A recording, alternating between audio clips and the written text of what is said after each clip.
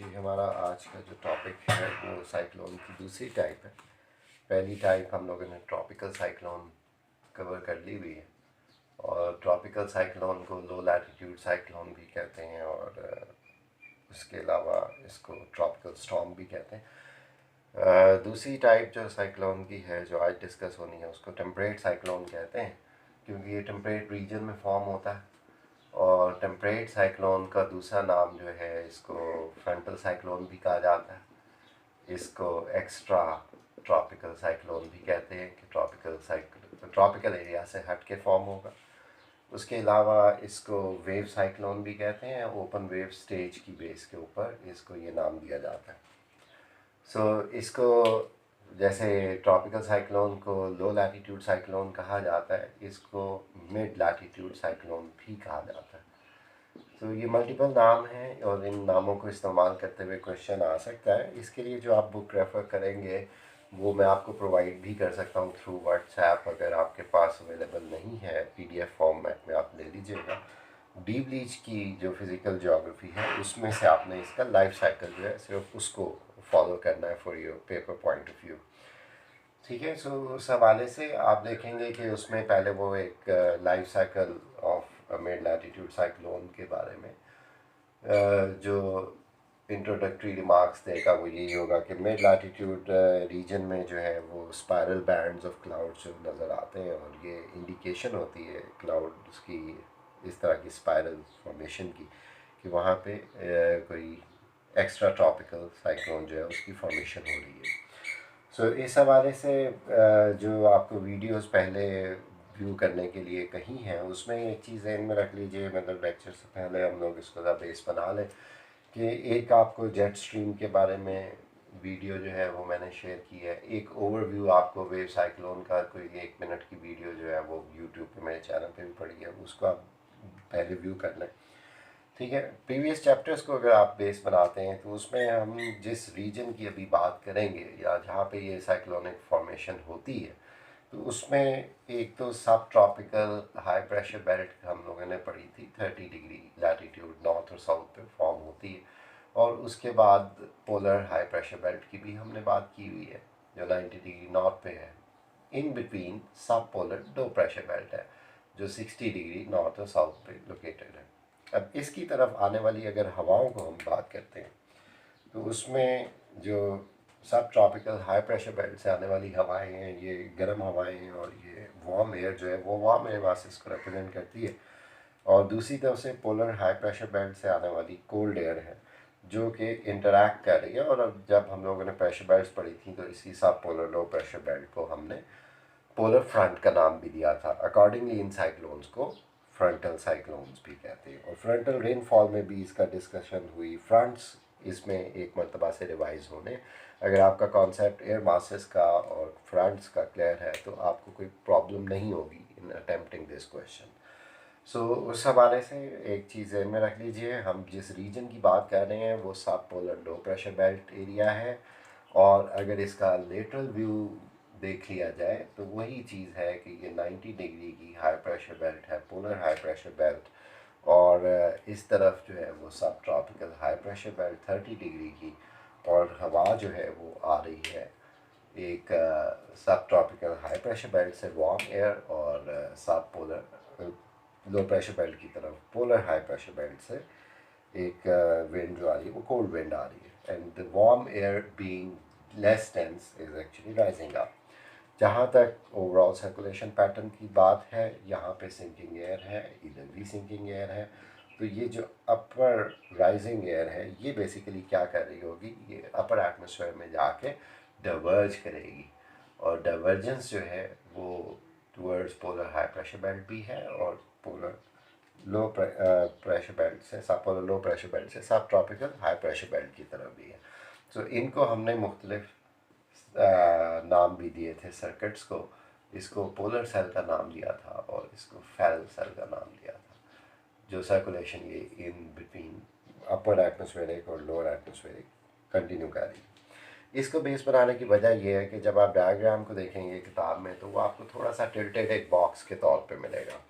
यानी जिस तरह मैंने यहाँ पे ग्लोब के ऊपर एक रीजन दिखा दिया कि ये सब पोलर लो प्रेशर बेल्ट है और उसमें आप देख रहे हैं कि वार्म एयर जो है वो ईस्टवर्ड एडवांस कर रही है और कोल्ड एयर जो है वो वेस्ट की तरफ नॉर्थ ईस्ट की साइड से नॉर्दर्न जो पोलर ईस्टर्लीज हैं उसके तौर पे एडवांस करके यहाँ पे कन्वर्ज कर रही है। सो इस बॉक्स को हम कह लेते हैं कि we are using as a 3D diagram in stage 1। आप अर्ली स्टेज के नाम से ये हेडिंग देखोगे किताब में, और इसमें डायरेक्शंस को भी ज़्यादा ध्यान में रख लें। It is north, this one is east, west है, ये साउथ है। तो इस बॉक्स का अब आपको रेफरेंस ध्यान में रखना है कि नॉर्थ उसने इस तरफ दिखाया है, दैट मीन्स कि ये साइड ईस्ट है, ये साइड वेस्ट है और ये सदर्न साइड है। So the warm air is actually approaching from this western side, जैसे कि इस डायग्राम के ऊपर है, और ये कोल्ड एयर की इन्वेजन है। सो अर्ली स्टेज में आप जो उसको मेंशन करते हुए देखेंगे किताब में क्या मेंशन है, कि किताब में उसने मेंशन ये किया कि एक वार्म एयर मास और एक cold air mass side by side lie कर रहे हैं, they are not invading into each others territory. So this is the front which is called stationary front. अब स्टेशनरी फ्रंट का मतलब ये है कि दिस बाउंड्री लाइन है स्ट्रेट, इसमें वार्म एयर कोल्ड एयर के रीजन में इन्वेड नहीं कर रही, कोल्ड एयर वार्म एयर के रीजन में इन्वेड नहीं कर रही। सो इस केस में जैसे हम लोगों ने स्टेशनरी फ्रंट को स्टडी किया था कि अगर वार्म एयर अपने एरिया में ही है, कोल्ड एयर अपने एरिया में ही रिस्ट्रिक्टेड है, तो किसी किस्म का वेदर चेंज नहीं होगा क्योंकि इनका कोई इंटरेक्शन नहीं हुआ।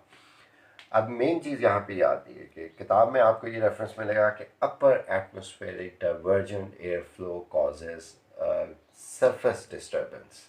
अब आप देख रहे हैं कि इस रीजन में जहाँ पे ये warm air in general rise कर रही होती है, because this general rising is not the cyclone, it is the sub polar low pressure belt. ठीक है, तो प्रेशर बेल्ट में और साइक्लोन में थोड़ा सा डिफरेंस आपने जहन में रखना है, क्योंकि हमने साइक्लोन को डिफाइन ये किया हुआ कि it is a central low pressure surrounded by high pressures and having a circular wind flow. तो अभी इसमें कोई स्पायरल नहीं है, कुछ नहीं है, यहाँ पे एयर जो है वो एक कांस्टेंट बाउंड्री के साथ राइज कर रही है, but it is not invading at the ground level कि उसको हम वार्म या कोल्ड फ्रंट कह सकें।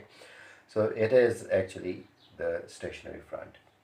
ठीक है, सो यहाँ पे अब चीज़ ये आएगी कि अर्ली स्टेज में उसने मेंशन किया कि स्मॉल किंक डेवलप्स। किंक का मतलब यह है कि ये बाउंड्री ग्राउंड लेवल पे डिस्टर्ब हो जाती है। अब इसमें आपको किताबों में दो चीज़ें मिलेंगी, एक तो पोलर जेट स्ट्रीम का रेफरेंस आपको मिलेगा कि एक यहाँ पे जो राइजिंग एयर है, इधर आपको एक स्ट्रॉन्ग विंड जो है वो नज़र आती है जो कि वेस्ट टू ईस्ट ड्राइव करती है, और मतलब दैट इज़ ड्रिवन और ड्रिफ्टिंग टूवर्ड्स ईस्ट, और ये अपर एटमॉस्फेरिक फ्लो है जिसको हम पोलर जेट स्ट्रीम कहते हैं। सो इसकी इफ़ेक्ट की वजह से बेसिकली ये जो सरफेस के ऊपर बाउंड्री है दैट इज़ डिस्टर्ब, और ये जो स्मॉल किंक या बेंड डेवलप होगा तो इसमें ये वार्म एयर थोड़ा सा इस एरिया को ऑक्यूपाई करना शुरू कर देगी।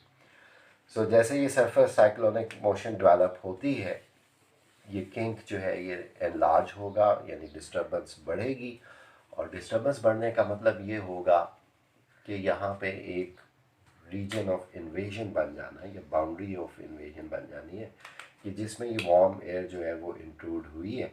अब इसका अगर हम लेटरल डायग्राम जैसे हमने फ्रंट्स में देखा था उसको देखें तो ये ईस्टर्न साइड के ऊपर आपको क्या नज़र आ रहा है, कोल्ड एयर है, and that cold air is being overridden by the warm air. So इस बाउंड्री को हम वार्म फ्रंट का नाम देते हैं। दूसरी तरफ हम ये देख रहे हैं कि इधर भी एक कोल्ड फॉर्मेशन है और वो वार्म एयर को पुश दे रही है from the western side. So इसको हम कोल्ड फ्रंट का नाम देंगे कि warm air is actually passively rising over this cold air because it is being pushed by the cold air. So जहाँ तक क्लाउड्स की ताल्लुक है तो यहाँ पे क्यूमुलोनिम्बस क्लाउड, स्ट्रैटस क्लाउड, इधर फॉग, और फिर स्ट्रैटस के बाद अल्टोस्ट्रैटस और फिर सिरस क्लाउड। तो ये उसका वेदर सीक्वेंस होगा साइमल्टेनियसली, लेकिन we are discussing this portion of intrusion कि जहाँ पे वार्म एयर जो है वो एक तरह से ट्विस्ट ले गई है और वो किंक जो एनलार्ज हुआ वो ओपन वेव स्टेज है। सो इस स्टेज को हम ओपन वेव स्टेज कहते हैं। इसी की बेस के ऊपर इस साइक्लोनिक सिस्टम को ओपन मतलब वेव साइक्लोन कहा जाता है। सो पहली स्टेज में आपने देखा कि you will discuss about the stationary front, the boundary between the warm air mass and cold air mass, they are lying side by side but they are not invading into each other. और उसके बाद आप upper atmospheric divergent air flow, ground पे आप convergent देख रहे हैं, मतलब हाई प्रेशर से कन्वर्ज करते हुए लो प्रेशर की तरफ विंड चल रही है. सो कन्वर्जेंट फ्लोज ग्राउंड लेवल पे आपको नज़र आ रहे हैं, डाइवर्जेंट फ्लो अपर एटमोस्फेयर में है. तो अपर एटमोस्फेरिक डाइवर्जेंट फ्लो जो है वो ग्राउंड के ऊपर विंड डायरेक्शन को इफेक्ट करता है, जिसकी वजह से ये साइक्लोनिक एक्टिविटी स्टार्ट होती है.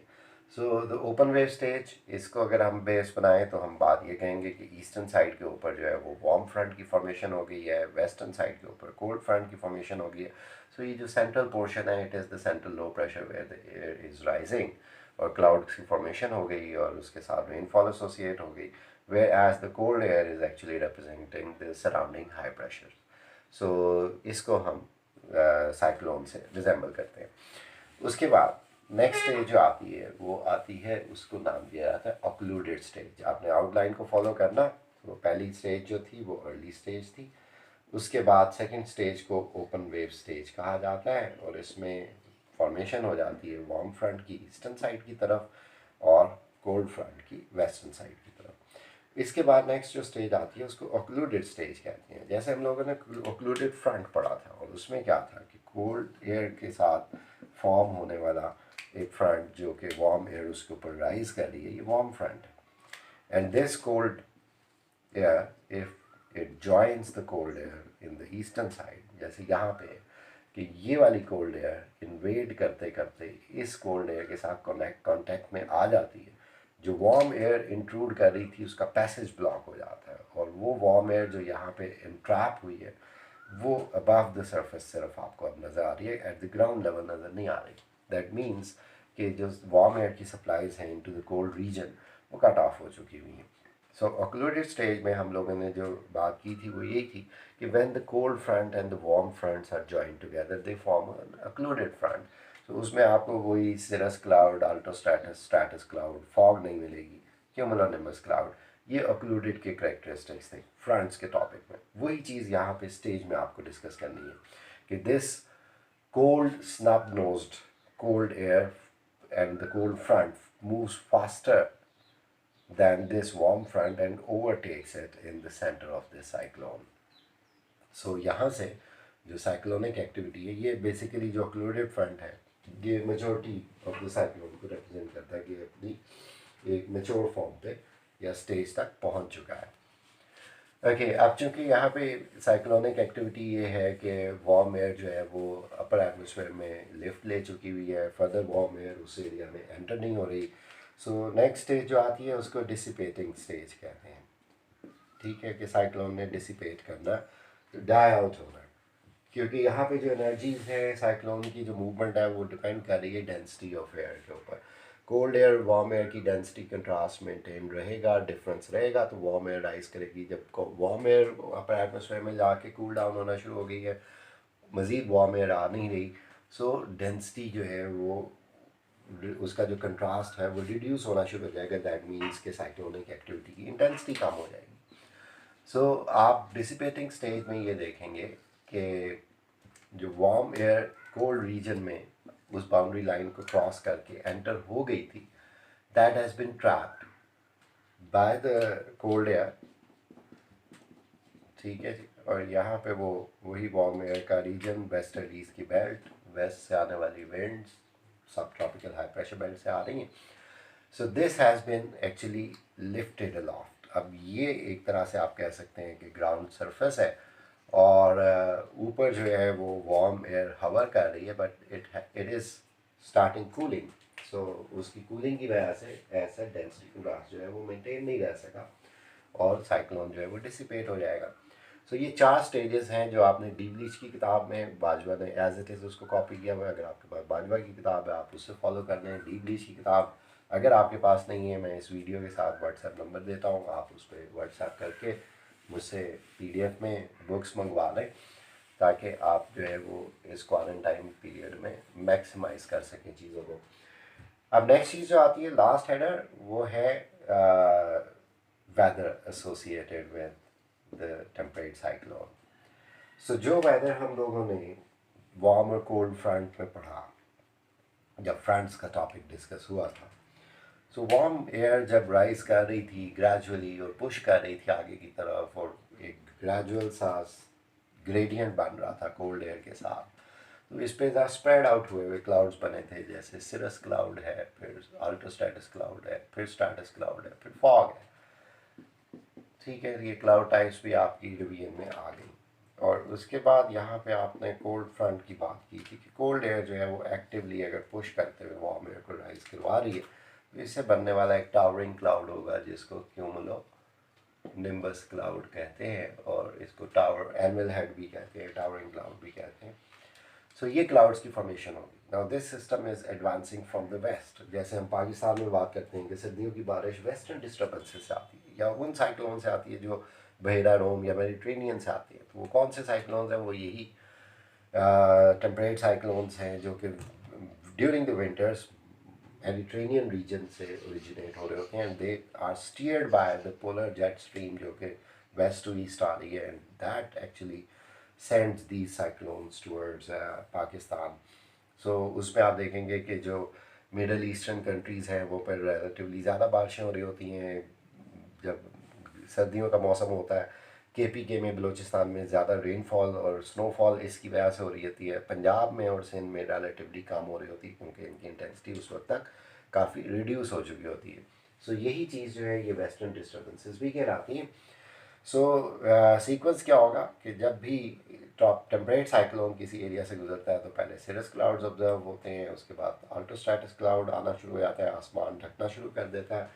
स्ट्रैटस क्लाउड आता है, हल्की बारिश शुरू हो जाती है, ये कुछ दिन तक एक्सटेंड कर सकती है, और उसके बाद फिर अगर उसी बारिश के दौरान गरज चमक के साथ टोरेंशियल रेनफॉल आई है, तो that would be the indication कि अब ये सिस्टम जो है वो अपने टर्मिनल पॉइंट तक पहुंच चुका है या उसका एंड पॉइंट है और ये वहाँ से क्रॉस कर जाएगा। और with in few hours clear sky होगा, धूप क्लियर हो जाएगी, थोड़े से क्यूमुलस क्लाउड्स ऊपर आसमान पे नज़र आएंगे बारिश के बाद, लेकिन धूप बहुत क्लियर होगी और उसके साथ साथ थोड़ा सा खुनकी या सर्दी जो है या टेम्परेचर जो है वो डिक्रीज़ कर जाएगा। उसकी रीज़न ये है कि फिर कोल्ड एयर जो पीछे आ रही थी उसने आपके एरिया को ऑक्यूपाई किया। तो ये एक कम्प्लेक्स किस्म का चैप्टर था साइक्लोन्स का। आपने देखा कि पूरे का पूरा एटमॉस्फेयर का जो मतलब कंसेप्चुअल सेक्शन है, चाहे वो structure and composition of atmosphere का चैप्टर हो या हीट बैलेंस और टेम्परेचर्स का चैप्टर हो एंड सो ऑन, वो सारे के सारे इस एक चैप्टर में रिवाइज होते हैं और डिपेंड करना पड़ता है आपको उन सारे कॉन्सेप्ट्स पे to deal with this question. Question वैसे अगर अटैम्प्ट किया जाए तो बहुत ही शॉर्ट है। आपको एक इंट्रोडक्टरी पैराग्राफ लिखना है, 4 स्टेजेस आपने 4 पैराग्राफ्स की सूरत में लिखनी है, और 5वां जो आपका हेडिंग बनेगा वो weather associated with temperate cyclone होगा। इस हवाले से ये क्वेश्चन इतना लेंथी नहीं होगा, लेकिन कंसेप्चुअल होने की वजह से ये आपको 18 तक स्कोर दे सकता है। अगर इसी कैटेगरी का क्वेश्चन आप ले तो उसमें से अटैम्प्ट करते हैं वो आपको 10 से 12 नंबर दे रहा होगा और वो लेंथी भी होगा। कंसेप्चुअल क्वेश्चंस आप प्रेफर करें। अभी मैं आपको थोड़ी देर बाद क्वेश्चंस की चॉइसेस के बारे में भी गाइड कर देता हूँ एक अलग वीडियो के थ्रू, ताकि आप थोड़ा सा सेलेक्टिव तैयारी भी कर सकें कि आप अगले स्कोर अगर 85% ऑनवर्ड लेना है तो फिर आपको कौन से क्वेश्चंस जो है वो अटेम्प्ट करने चाहिए।